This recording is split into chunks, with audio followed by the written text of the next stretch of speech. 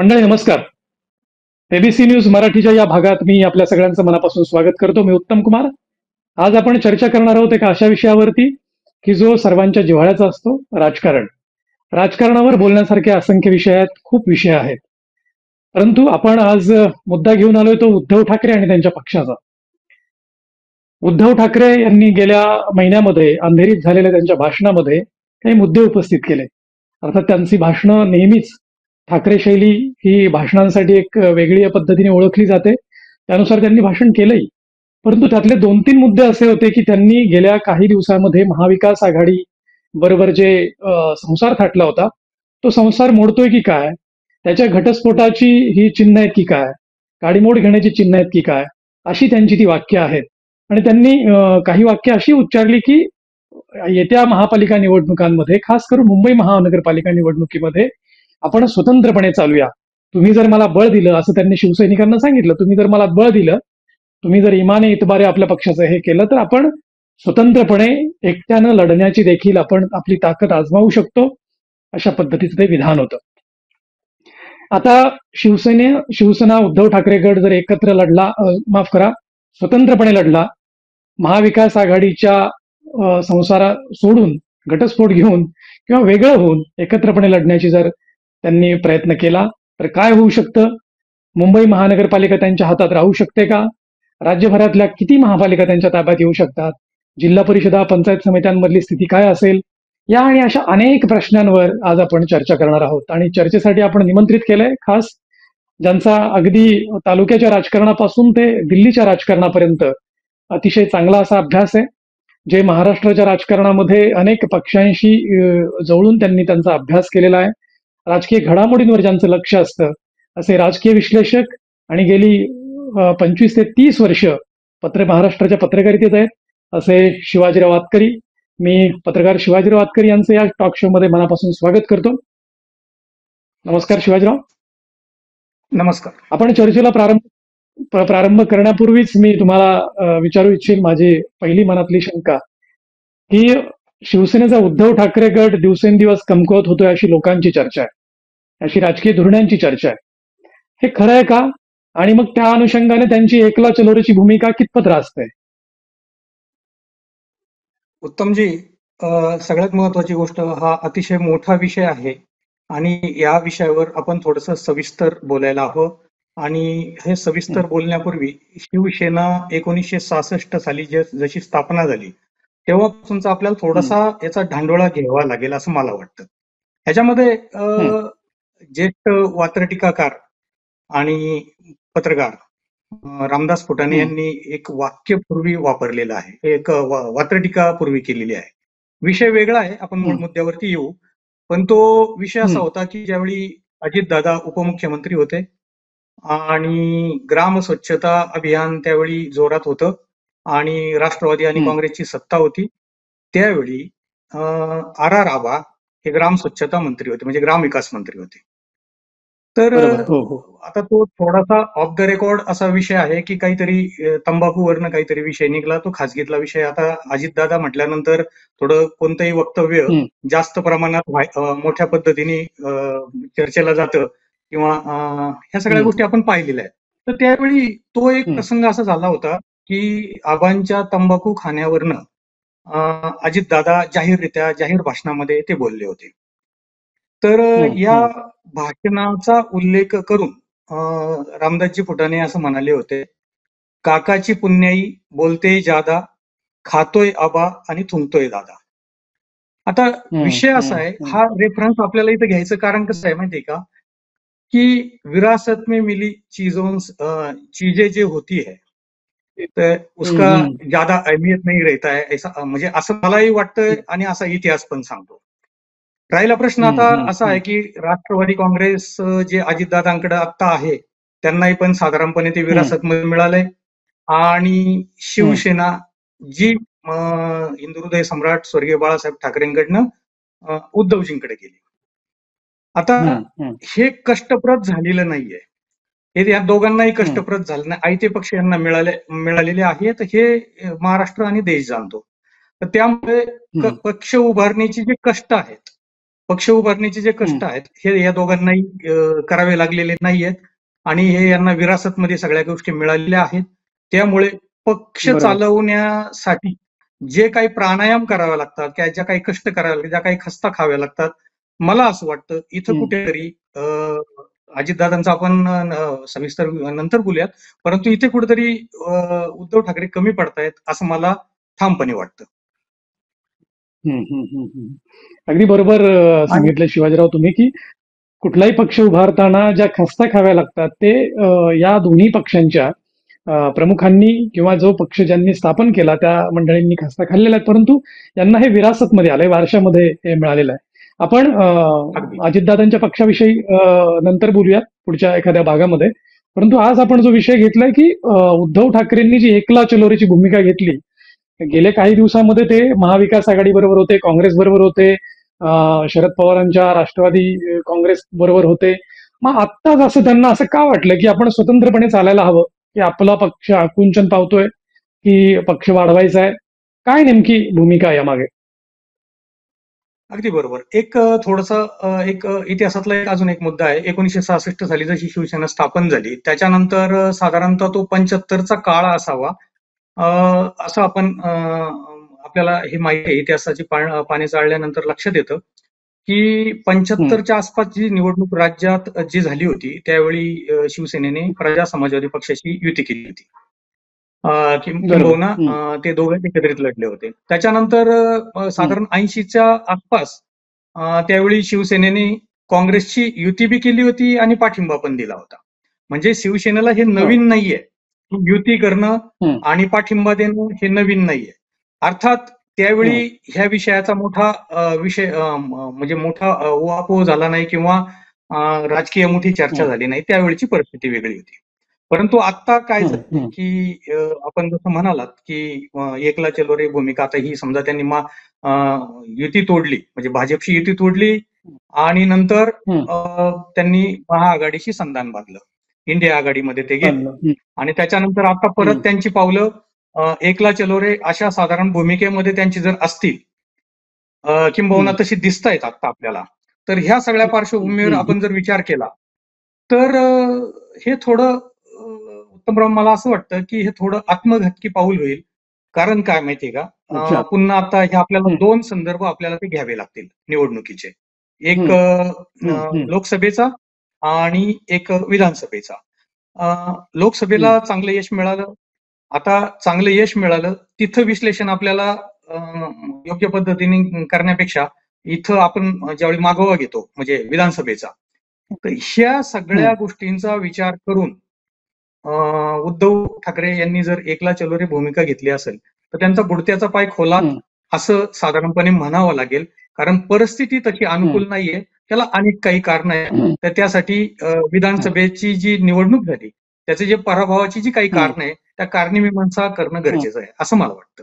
त्यामुळं बुडत्याचा पाय खोलात बीएमसीचं समजा इलेक्शन आहे आणि त्यात एकला चलो रे यांची जर भूमिका असेल ती माझ्या मताप्रमाणे आणि साधारणपणे एकंदरीत सध्याची राजकीय परिस्थिती लक्षात घेता हे थोडंसं चुकीचं होईल आणि पक्षासाठी हानिकारक होईल, त्यांच्या पक्षासाठी हानिकारक होईल आणि त्यांच्या विरोधकांना हा एक थोडा ऍडव्हान्टेज मिळेल असं माझं मत आहे. अगदी अगदी शिवाजीराव म्हणतायत की हा शिवसेना उद्धव ठाकरे गटाचा निर्णय असं जर झालंच, एकला चलो रे भूमिका घेतलीच तर ती बुडत्याचा पाय खोलात होईल, पक्षाचं नुकसान होऊ शकतं. परंतु पक्षातील अनेक कार्यकर्त्यांची भूमिका अशी आहे की ज्यांच्या खांद्याला खांदा लावून पक्ष वाढवला ती मंडळी सोडून गेली आहेत आता, आणि ज्यांच्यावर अगदी बांधावरचं भांडण असावं अशा पद्धतीने भांडलो त्यांच्या खांद्याला खांदा लावून पक्ष वाढवण्याची जबाबदारी आलेली आहे. त्यामुळं अनेक कार्यकर्त्यांची, काही नेत्यांची कुचंबणा होती अशी पक्षप्रमुखांची बहुधा धारणा झालेली असावी आणि त्या याच्यातनं उद्वेगातनं त्यांनी अंधेरीतलं जे भाषण केलं त्यातनं ते प्रतीत झालं. कदाचित आजवर शिवसेना उद्धव ठाकरे असो किंवा कुठलाही मूळ शिवसेना असो, त्यांनी मुंबई महानगरपालिकेची निवडणूक ही सातत्यानं राज्यापेक्षा लोकसभेपेक्षा प्रतिष्ठेची केलेली आहे, प्रतिष्ठेची ठेवलेली आहे.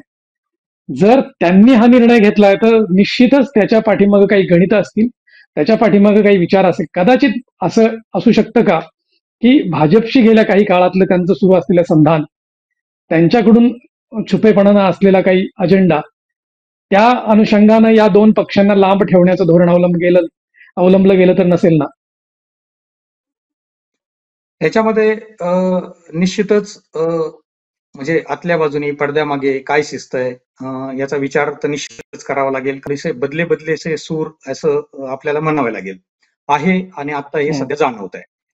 कारण याला शिवसेना म्हणजे उभाटा जो गट आहे तर त्या पक्षाची झालेली ससेहोलपट हे लक्षात घेता उद्धव ठाकरेंनी जर तशी भूमिका पडद्यामागे थोडीशी घेतली असेल आणि त्या पद्धतीने म्हणजे धीरे चलो रे किंवा हळूहळू आपण पुढे काय होतंय त्या पद्धतीने पाहू किंवा हे बदले बदलेचे सूर याचे ते संकेत असू शकतात. हे नाकारता येणार नाही. परंतु हे सगळं असताना ठीक आहे, आता इंडिया आघाडी तोडून महाविकास आघाडी तोडून परत इकडे जायचं म्हणजे ह्या कोलांट उड्या ज्या आहेत या मतदारांच्या किंवा राज्यातल्या जनतेच्या किती पचनी पडेल किंवा बीएमसीचा विचार करता मुंबईमध्ये किती पचनी पडेल हे सांगणं आता कठीण आहे. कठीण म्हणण्यापेक्षा थोडंसं स्पष्टता जर द्यायची जर झालं तर हे तितकंसं रुचेल असं काही वाटत नाही मला तर. कारण काय माहितीये का, जो थिंक टँक आहे शिवसेनेचा जो थिंक टँक आहे तर तो कोण आहे, तो मागल्या दाराने आलेला आहे हे निश्चित आपल्याला मान्य करावं लागेल. मागल्या दाराने म्हणजे कसं की विधान परिषदेत जी लोक आहेत किंवा राज्यसभेवरती जी लोक आहेत म्हणजे अगदी आदरयुक्त नाव आपण घेऊयात त्यांचं की खासदार आहेत, संजय राऊत आहेत, सुषमाताई आहेत किंवा अनिल परब आहेत किंवा ही अंबादासजी आहेत दानवे विरोधी पक्ष नेते वगैरे पूर्वीचे वगैरे हे सगळ्या गोष्टी. आता ह्या मंडळींचं कोंडाळ थोडंसं मातोश्रीवरती पडलेलं आहे असं ठामपणे आपल्याला दिसतंय आणि ह्या गराड्यामध्ये थोडंसं उद्धव ठाकरेंचा यांचा इन्फ्लुएन्स उद्धव ठाकरेंवरती आहे, यांचा प्रभाव थोडा उद्धव ठाकरेंवरती आहे. आता तळागाळातल्या सगळ्याच घटना सगळेच ते परसेप्शन्स हे उद्धव ठाकरेंपर्यंत जाते का याबद्दल शंका घ्यायला इथं वाव निश्चित आहे. कारण जनतेतून आवाज काय, हा जनतेचा आवाज ते ऐकतायत का, तर मला असं वाटतं ते ऐकत असतील तर पूर्ण क्षमतेने ऐकत नसतील किंवा त्याच्यामध्ये सदोषपणा काहीतरी असावा असं माझं मत आहे. नाहीतर त्यांनी जनतेत जाऊन तो जनतेचा कानोसा घेतला असता आणि आपली एक ठाम व्यवस्थित भूमिका त्यांनी निश्चित केली असती. ही जी दोलायमान जी भूमिका आहे, कधी एकला चलो रे, कधी पडद्यामागे काही हालचाली, ह्या सगळ्या गोष्टी आहे ना हे थोडंसं द्विधा मानसिकतेचं लक्षण आहे असं माझं वैयक्तिक मत आहे. अगदी बरोबर भूमिका मांडली. आणि दुसरं असं आहे की ह्या निवडणुकीमध्ये म्हणजे मागच्या निवडणुकीमध्ये म्हणजे विधानसभेची जी नुकतीच निवडणूक झाली तर त्याच्यामध्ये साधं सरळ सरळ बोलायचं जर झालं तर शिंदे गट आणि बीजेपी हे एकत्रित लढले आणि त्यात आता बीजेपी एकत्रित लढले आणि त्यात आता पुन्हा जर उद्धव ठाकरेंच्या जर हालचाली चालू असतील तर हे मागचे जे केलेले जे आरोप आहेत किंवा जे काही घटना आहेत किंवा ह्या सगळ्या गोष्टी याचं परिणाम पण थोडंसं लक्षात घ्यायला हवा. कारण काय झालं की या निवडणुकीमध्ये शिवसेना उभाटा गटाने काय केलं, समजा उद्धव ठाकरेंनी भूमिका काय मांडली, थोडी भावनिक साथ लोकांना घातली, जनतेला घातली की माझा पक्ष पळवला, चिन्ह पळवलं, माझ्या वडिलांची प्रॉपर्टी पळवली. आता ह्या मुद्द्याला लोकांनी स्वीकारलंय का, तर नाही स्वीकारलं असं एकंदरीत रिझल्ट दिसतो. आता त्याच्यानंतर ते ईव्हीएम वरती आले, तो परत वादग्रस्त मुद्दा आहे, तो आपण नंतर घेऊया. तर त्याचं काय त्याविषयी आज बोलायचं आपल्याला काही कारण नाही. परंतु सरळ स्पष्ट दिसतंय की त्यांनी जी जनतेला घातलेली भावनिक साथ आहे तर ती निश्चितच लोकांना भावलेली नाही, लोकांनी त्याला साथ दिलेली नाही, हे मान्यच करावं लागेल. कारण त्याला कारणही असं आहे की प्रखर हिंदुत्ववाद ज्यातून शिवसेना जन्माला आली म्हणजे अगदी जर स्वर्गीय बाळासाहेब ठाकरेंचा विषय जर घेतला तर त्यावेळी भारत पाकिस्तानची मला आठवतंय की वानखेडेवरती मॅच होणार होती, कसोटी सामना होणार होता. तर त्यावेळी बाळासाहेब ठाकरेंनी सांगितली कशी मॅच होती ते आम्ही पाहू आणि त्याच्यानंतर मॅच चालू व्हायच्या आदल्या दिवशी ती खेळपट्टी उखडलेली होती, त्याच्यावर डांबर टाकलेलं होतं वगैरे वगैरे. हे कट्टर त्यांचा जो हिंदुत्ववाद आहे तर त्याच्यातून आलेलं हे थोडंसं आहे. आणि सगळ्यात महत्वाची गोष्ट कार सेवा झाली, बाबरी मशीद जो ढाचा ज्यावेळी जो पाडला गेला तर त्यावेळी कोणी त्यावेळी हम्म. जबाबदारी घ्यायला तयार नव्हते. त्यावेळी बाळासाहेब ठाकरे म्हणाले होते, ते जर शिवसैनिक असेल तर मला त्यांचा अभिमान वाटतो. ते माझे शिवसैनिक आहे की त्यांनी हम्म. बाबरी मशीद. म्हणजे हा जो हिंदुत्ववाद आहे, हम्म. हा एका टोकाचा हिंदुत्ववाद त्यांचा होता आणि त्या हम्म. हिंदुत्ववादाच्या मुठीत शिवसेना रुजली, वाढली, घडली हे सगळं झालेलं आहे. आणि त्याच कल्चरमध्ये, हम्म. त्याच संस्कारामध्ये तो शिवसैनिक तयार झाला. आणि मग ह्या हम्म. शिवसैनिकाला, त्यांच्या शिवसैनिकाच्या त्या शिवसेनेच्या वारशाला आता अलीकडे हे रुचणार कसं? कारण बदली बदलीचे जे हम्म. सूर मी जे मगाशी म्हणाल, की आता इंडिया आघाडीशी हम्म. संधान यांचं आहे उभाटा गटाचं. परत आता महाआघाडी ज्यांच्याशी म्हणजे अनैसर्गिक युती आहे. काँग्रेसची त्यांची अनैसर्गिक युती आहे. राष्ट्रवादीची हम्म. अनैसर्गिक युती आहे. आणि ही युती जर पाहिली तर हे थोडंसं विचित्र वाटतं. कारण एक मुस्लिम मतदारांना चुचकारणं किंवा त्यांच्याशी सॉफ्ट बोलणं हे अलीकडं उद्धव हम्म. ठाकरेजींच्या भाषणातून ते दिसतं. आणि हे हम्म. इतकं दिसतंय की हे त्यांना ते शोभत नाही असं मतदारांचं मत आहे. आणि त्याच्यामुळे ते हम्म. कसं होतं की ते थोडंसं विचित्र वाटतंय ते, की ही शिवसेना, हा हम्म. यांचा प्रखर हिंदुत्ववाद आणि एका बाजूला लांगुल चालन, हे कुठंसं थोडंसं दुभंग व्यक्तिमत्व झाल्याचं वाटतं आणि हे अनैसर्गिक वाटतं. त्याच्यामुळं हम्म. याची जी मोजपट्टी आहे, याचं जे मोजमाप आहे, ते मतपेटीतून उतरतं. ते प्रत्यक्षात तुम्ही प्रत्येकाला हम्म. जाऊन सांगू शकत नाही. तुम्ही वेळोवेळी भूमिका बदलल्या त्या जनतेला मान्य असतीलच असं नाही. तर थोडंसं तो जे परसेप्शन जे जनतेमध्ये आहे ते काय आहे, नक्की त्यांचा मतप्रवाह काय, हे जाणून योग्य पद्धतीने घेणं, त्यांच्या नेत्यांनी, त्यांच्या कार्यकर्त्यांनी जाणून घेणं आणि ते हम्म. उद्धव ठाकरेंपर्यंत पोहोचवणं किंवा उद्धव ठाकरेंनी स्वतःची यंत्रणा लावून कोंडाळ्यातून बाहेर पडून स्वतःची यंत्रणा लावून हे सगळं अभ्यास करणं गरजेचं वाटतं, असं एकंदरीत मला आजच्या घडीला वाटतं. अगदी बरोबर मुद्दे मांडतायत शिवाजीराव तुम्ही, की शिवसेना या पक्षाचा जन्म किंवा उभारणीच मुळात प्रखर हिंदुत्ववादातून झालेली आहे. आणि त्या प्रखर हिंदुत्ववादाला कुठेतरी बगल देण्याचा प्रयत्न गेल्या काही वर्षात होत असल्यामुळं मग स्वाभाविकच मतदारांनी या पक्षाला बगल देण्याचा निर्णय घेतल्याचं एकूणच चित्र दिसतंय. आणि कदाचित आता त्याची जाणीव पक्षप्रमुखांना आणि पक्षातल्या काही धोरणांना झाली असावी आणि त्यातनंही हा निर्णय घेतला गेल्याचं दिसतंय. मला आणखी एक दोन कंगोरे दिसतात त्यात, की महाविकास आघाडीतले आणखी जे दोन त्यांचे घटक पक्ष होते, सोबती होते, शरद पवारांचा राष्ट्रवादी काँग्रेस पक्ष आणि काँग्रेस.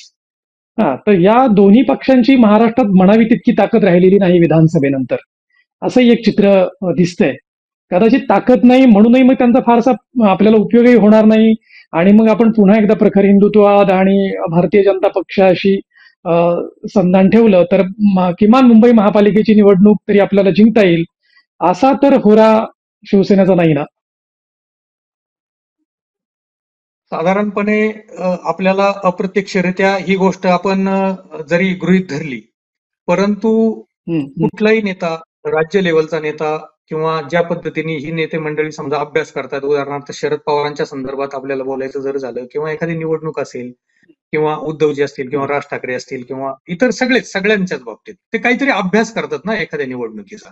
आता बीएमसीची बरोबर. निवडणूक येऊ घातलेली आहे तर ह्या पार्श्वभूमीवर सगळ्यांचे अभ्यास आहेत. म्हणजे एकनाथ शिंदे साहेबांचा अभ्यास असेल, उद्धव ठाकरेंचा असेल, राज ठाकरेंचा असेल, ह्या सगळ्यांचा असेल.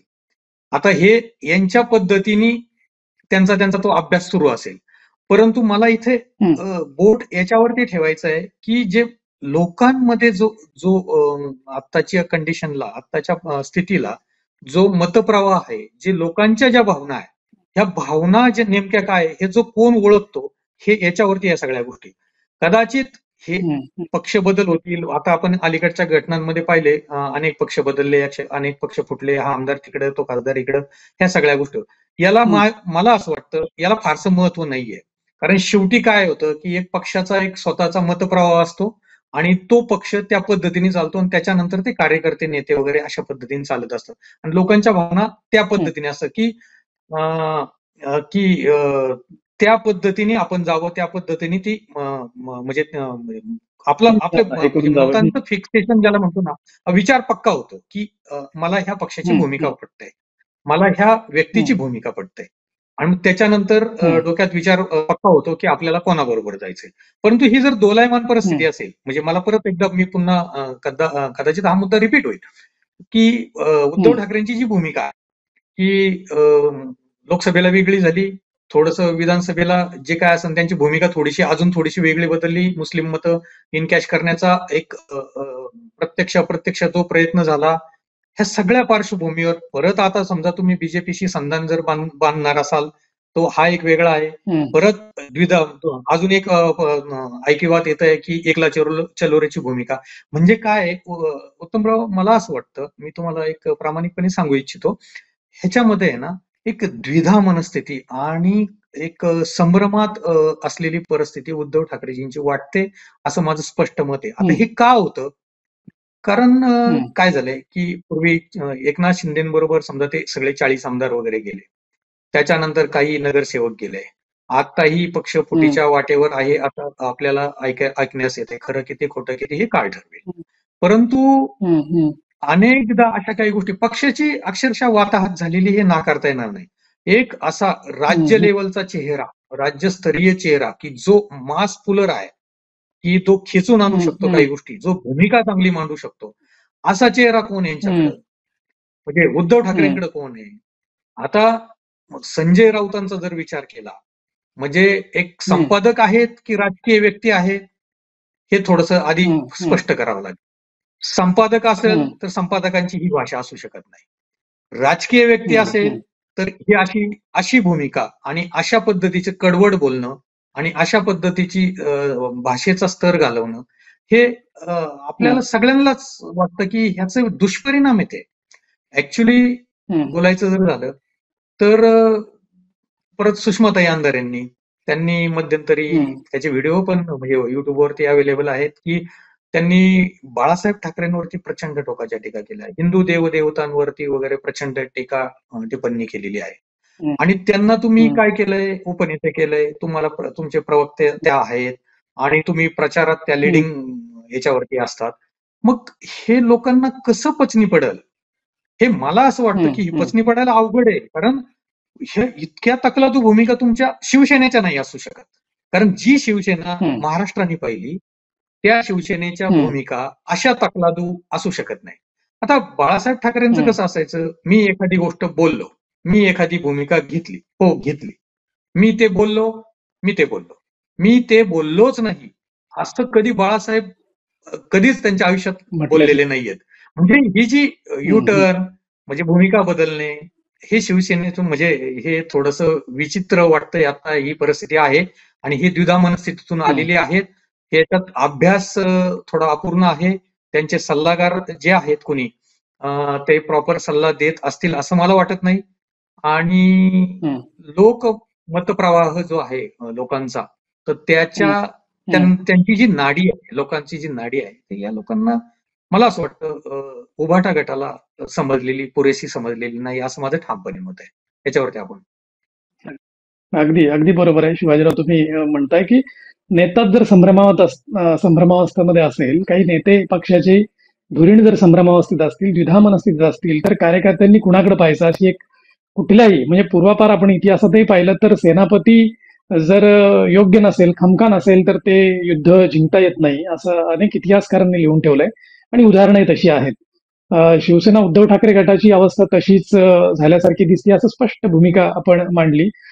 मला असं वाटतं की जरी आतापर्यंत समजा द्विधा मनस्थिती झालेली असेल, प्रखर हिंदुत्ववाद या त्यांच्या भूमिकेपासून ते लांब गेलेले असतील किंवा काही वेगळ्या विचारांच्या पक्षांशी त्यांनी संधान साधलं असेल, पण आता जर पुन्हा ते ट्रॅकवर येण्याचा प्रयत्न करत असतील, समजा एकटं चालायचं किंवा भाजप या हिंदुत्ववादी पक्षाशी गेल्या अनेक दिवसांपासून फडणवीसांना बुके देण्यापासून तर त्यांची जी भाजपशी सुरू असलेली सलगी आहे, या सगळ्या गोष्टी पुन्हा ट्रॅकवर येण्याची चिन्ह आहेत. ह्या विषयावरती कसं आहे की परिस्थितीचा अंदाज घेऊन पुन्हा ही बदललेली भूमिका उद्धव ठाकरेंची निश्चित असू शकते. परंतु परत एकदा मला असं वाटतंय की उद्धव ठाकरेंचं भाषण ज्यावेळी आपण पाहतो, ऐकतो आणि सगळं चेक करतो, त्यात काय असतं उत्तमराव? याला गाडू, त्याला ठोकू, त्याचा कोथळा बाहेर काढू किंवा ह्या सगळ्या काही गोष्टी.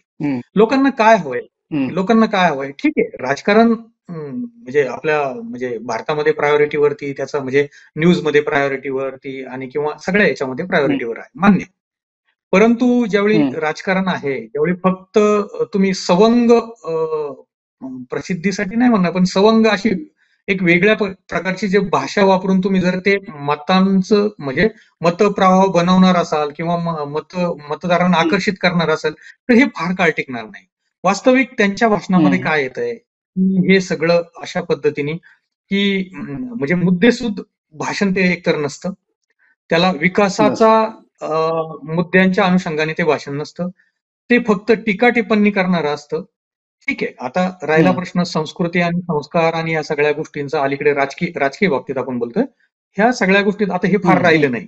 हे फार आता कोणी काही जास्त नाकाने कांदी सोलायची काही गरज नाही. कारण कसं आहे माहितीये का, अलीकडच्या राजकारणामध्ये म्हणजे जी भाषा अलीकडे वापरली जातीये, म्हणजे बीजेपीच्या काही लोकांकडनं, शिवसेनेच्या हम्म. म्हणजे शिंदे गटाकडनं असेल किंवा म्हणजे उबाटा गटाकडनं म्हणजे संजय राऊत वगैरे किंवा तिकडे संजय शिरसाट हम्म. हम्म. किंवा नितेश राणे हम्म. किंवा इतर सगळ्या गोष्टी. हम्म. म्हणजे आता संस्कारांच्या हम्म. बाबतीत किंवा राजकीय संस्कृतीच्या बाबतीत कोणी बोलू नये, की जे म्हणजे पूर्वी अगदी यशवंतराव चव्हाणजी त्यांच्यापासून ज्या काही गोष्टी आपण पुरोगामी जो विचार करतो, तर तेव्हापासून जर आता ते हम्म. बोलू नये कोणी. तर मला असं वाटतं आपण मूळ हम्म. हम्म. मुद्द्यावरती येऊयात, की विकासाच्या त्यांच्या भाषणामध्ये विकासाचे मुद्दे फार कमी असतात. आता मध्यंतरी त्यांनी काय केलं, हम्म. की आता आपण बीएमसी बद्दल थोडासा जर विचार केला, तर हो. मुंबईचं जी हो. मेट्रो आहे, त्याचा कार शेडचा जो मुद्दा आहे, तर त्याला नाही अरे म्हटलं का. तरी हम्म. अप्रत्यक्षरित्या विरोध आहे. बरोबर. हम्म. परत हम्म. तो कोस्टल हम्म. रोडचा जो विषय होता, तर त्याच्यावरती पण त्यांचं हम्म. थोडीशी द्विधा भूमिका होती. आणि धारावी हम्म. विकास, त्याला तो सरळ सरळ विरोध आहे. ठीक आहे, त्यात समजा विरोध आहे. अदानी आणि इतर काही गोष्टी तो भाग वेगळा आहे. परंतु तो असं हम्म. सकृतदर्शनी काय दिसतंय, तुम्ही धारावीच्या त्या विकासाला तुम्ही विरोध करताय. विकास नाही. हे हम्म. सरळ सरळ हम्म. दिसतंय. हम्म. दुसरी गोष्ट, हम्म. अजून तुम्ही बुलेट ट्रेनला विरोध करताय. आता तुम्ही कसं ठरवू शकता की बुलेट ट्रेन नकोय? आता आपण म्हणजे ज्या प्रगतीच्या महासत्तेच्या दिशेने समजा आपली काही वाटचाल आहे. अहमदाबाद आणि मुंबई ही मोठी शहर आहे आणि एकंदरीत रस्त्याचं, मुंबईच्या रस्त्यांचं आणि ह्या सगळ्या गोष्टींचा विचार करता एक आपल्याला म्हणजे पुढच्या काही 50 वर्षांचा वगैरे विचार करून काही भूमिका तर घ्यायला लागेल ना. मग हे बुलेट ट्रेन का नकोय? मग ही हम्म. भूमिका पण लोकांना पटत नाही. आता हे झालं, याच्याबद्दल ते टीका करतायत. आणि दुसऱ्या बाजूला काय आहे, बीजेपी किंवा शिंदे हम्म. हम्म. गटाकडनं काय झालंय, कोस्टल रोडचा विषय मार्गी लागला. सगळ्यात महत्वाचे मुंबईचा विचार करतो, कोस्टल रोड विषय मार्गी लागला. अटल सेतूचा एवढा मोठा प्रोजेक्ट आहे, तो मार्गी लागला. आता ऍक्च्युअली जो मुंबईला प्रवास करतो, बाहेरून जाणारा माणूस जो प्रवास करतो आणि तो त्या अटल सेतूवरून हम्म. परत रिटर्न येतो, त्यावेळी तो 100 वेळा विचार करतो की काय, की नाही हा प्रोजेक्ट, हा विकास अशा पद्धतीने होणं गरजेचंच आहे. कारण 2-2 तास, 3-3 तास अशा पद्धतीने मुंबईच्या त्या ट्रॅफिकमध्ये अडकणे आणि मग त्याचे परिणाम भोगणे, हे वाढवण बंदराचा विषय तो एक मार्गी लागलेला आहे. हम्म. आणि ह्या सगळ्या काही गोष्टी अशा ज्या आहेत, की एका बाजूला बीजेपी आणि शिंदे गटाकडनं हा एक अजेंडा चालवला गेलाय छान पद्धतीने, की तो विकासाचा आहे आणि यांच्याकडे टीकेचा आहे. हम्म. बरं, बीजेपीकडनं टीका होती का? 100% होती ना. खालच्या पातळीवर टीका होती हम्म. का शिंदे आणि बीजेपीकडनं? तर निश्चित होती. पण ते हम्म. विकासाच्या मुद्द्यावर पण बोलतात. लाडकी बहिणीचा जो विषय आहे, ठीक आहे, तो वादग्रस्त आहे, नाही आहे, पैसे देणं, घेणं, आयते पैसे देणं किंवा तो परत नंतर चर्चेचा विषय. पण आज तो पॉप्युलर झाला. हम्म. तुम्ही ते काहीतरी हम्म. करतायत, पण तुम्ही काय करताय? तुम्ही काय करताय? हम्म. तुम्ही विकासाचा काय हम्म. अजेंडा घेऊन चाललाय? मुंबईसाठी आज तुमच्याकडे मास्टर प्लॅन काय? काय समजा बरोबर. रोल मॉडेल आहे तुमच्याकडे? मास्टर प्लॅन काय? हम्म. ह्याच्यावर तुम्ही बोलणारच नाही हम्म. का? मग तुम्हाला लोकांनी मतं का द्यायची? म्हणजे आपल्याला म्हणजे मतं तुमच्याकडे बरोबर. येणार कशी? तुम्ही कसं आकृष्ट करणार हम्म. लोकांना? मग यासाठी तुमच्याकडे हम्म. अजेंडा पाहिजे ना, विकासाचा अजेंडा पाहिजे. प्रत्येक वेळी टीका नाही चालणार. प्रत्येक वेळी याचं बरोबर. उणं-दुणं हे नाही चालणार. लोकांना आता त्याचा कंटाळा आलाय. म्हणजे ही हम्म. हम्म. वस्तुस्थिती आहे. म्हणजे जे लोकांमधून ज्या काही गोष्टी आपल्यापर्यंत पोहोचतात पत्रकारांपर्यंत, की लोक सरळ-सरळ हम्म. बोलतात. म्हणजे मतदार सरळ-सरळ बोलतात, की नाही आता हे नको हम्म. वाटतं. आता बस. आता हम्म. विकास हम्म. पाहिजे. इलेक्शन संपलं, निवडणूक संपली, आता नको ते. आता बस. निवडणुकीच्या हम्म. काळातही लोकांना काय हवं असतं, तर तसं विकासाचेच मुद्दे पाहिजे असतात. परंतु हे दुर्दैवाने यांच्याकडे होत नाही आणि त्यामुळे ना परिस्थिती अशी झालेली आहे, एकतर पक्षाची ससेहोलपट झाली, मतदार दूर होत चाललाय. काँग्रेस आणि राष्ट्रवादीची त्यांच्याशी जी युती आहे त्यांच्यात योग्य पद्धतीने समन्वय नाहीच आहे. ती अनैसर्गिक युती आहे आणि याचे परिणाम भविष्यात दिसू शकतात ना. त्यामुळे उद्धव ठाकरेंनी जी भूमिका घेतली आहे ती त्यांच्या दृष्टीने निश्चित योग्य आहे. परंतु ही भूमिका घेताना त्यांना थोडंसं सिंहावलोकन करावं लागेल, आत्मपरीक्षण करावं लागेल. मागच्या काही म्हणजे ज्या घटना घडल्यात विधानसभेपासून त्याचा ढांडोळा घेऊन त्याचं परीक्षण करून त्याच्यामध्ये त्याच्यातलं 19-20 ज्याला म्हणतो आपण कारण, पराभवाची कारणं किंवा विचित्र भूमिकेची काही कारणं ती शोधून ते अपडेट व्हायला लागेल. थोडंसं स्वतःला अपडेट व्हायला लागेल, असं माझं स्पष्टपणे मत आहे उत्तमराव.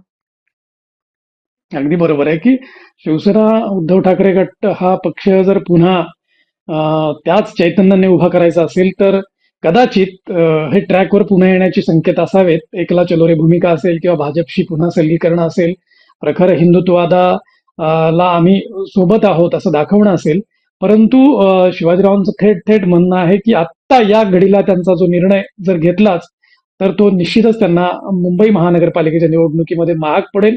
त्याची कारणही त्यांनी बरीच विशद केली की ते विकासाचं राजकारण करत नाहीत, विकासावर बोलत नाहीत. पहिली गोष्ट, विकासाचे अनेक मुद्दे आहेत मुंबईमधले, त्यांनी सातत्याने त्याला विरोध केलाय. त्याची कारणं वेगवेगळी असतील, परंतु त्यांनी त्याला सातत्याने विरोध केलाय आणि भाषणांमधून, ज्या पक्षप्रमुखांच्या भाषणांमधून सातत्यानं भावनिक बोललं जातं. एक काळ होता की शिवसेनेची किंवा कुठल्याही पक्षाचे नेत्याने भावनिक भाषणं केली तर ती लोकांना आवडायची, कारण तो काळ वेगळा होता. आता अलीकडची लोक ऐकून घेत नाहीत. लोकांना फक्त भावनिक मुद्द्यावरती, केवळ अशा एकमेकांच्या अस्मितेच्या मुद्द्यावरती राजकारण करायला नको आहे. लोकांना आता त्यांच्या जीवन मरणाचे जे मुद्दे आहेत, त्यांच्या विकासाचे जे मुद्दे आहेत, त्यांच्या पाण्याचं, लाईटीचं, त्यांच्या ट्रेनचं, वाहतूक कोंडीचं काय झालं, याच्याशी निगडीत जे प्रश्न आहेत ते हवे आहेत. ते तुम्ही सोडवणार का? ते तुम्ही सोडवणार असाल तर आम्ही तुमच्या पाठीशी आहोत, अशी भूमिका घेणारी सध्या मतदार मंडळी आहेत. नवीन पिढी तशी आहे आणि तसं शिवसेना उद्धव ठाकरे गटाकडनं होत नाहीये. त्यासाठी प्रयत्नपूर्वक त्यांना ते पहिल्यांदा प्रयत्न करावे लागतील आणि मग पुन्हा ट्रॅकवर त्यांना येता येईल, अशी रोखठोक, स्पष्ट आणि अतिशय अभ्यासपूर्ण अशी भूमिका राजकीय विश्लेषक आणि वरिष्ठ पत्रकार शिवाजीराव आतकर यांनी मांडली. एबीसी न्यूज नेटवर्कच्या मराठी भागामध्ये ते जोडल्या गेल्याबद्दल, संवादासाठी त्यांनी अत्यंत व्यग्र दिनक्रमातनं वेळ दिल्याबद्दल मी एबीसी न्यूज नेटवर्क तर्फे त्यांना मनापासून धन्यवाद देतो. शिवाजीराव, आपण इथेच थांबूया, भेटूया पुढच्या भागात. थँक्यू. धन्यवाद उत्तमराव, धन्यवाद. ताज्या बातम्यांसाठी पाहत रहा एबीसी मराठी न्यूज.